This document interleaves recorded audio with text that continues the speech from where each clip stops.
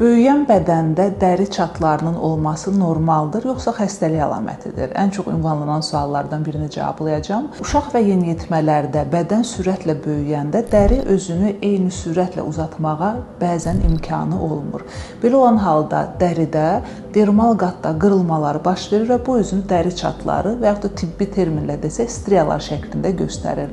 Və çox vaxt bu striyalar kürəyin arxa nahiyəsində, budun aşağı hissəsində, diz oynağının üzərində, qollarda, omba nahiyəsində rast gəlinir və get-gedə rəngi solur. Adətən bunlar qorxulu sayılmır və uzanma çatları da adlanır.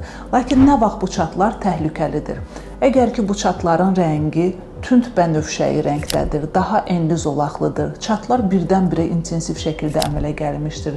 Bu çatların əmələ gəlməsi ilə yanaşı üzdə və bədənin yuxarı hissəsində, gövdədə yağlılığın, piylənmənin artması da müşahidə edilirsə, bu halda bu endokrin xəstəliklərin, xüsusilə böyrəküstü vəz xəstəliklərinin də əlaməti ola bilər. Yeniyetmələrdə olan striyalar, yəni uzanma çatları hər hansı bir təhlükə törətmir, zamanla rəngi solur. Sadəcə həmin dövrdə uşaqların zülalla daha yaxşı bəslənməsinə diqqət etmək, dərinin nəmlənməsinə diqqət etmək və eyni zamanda həftə 2-3 dəfə kontrast duş qəbuluna diqqət etmək lazımdır.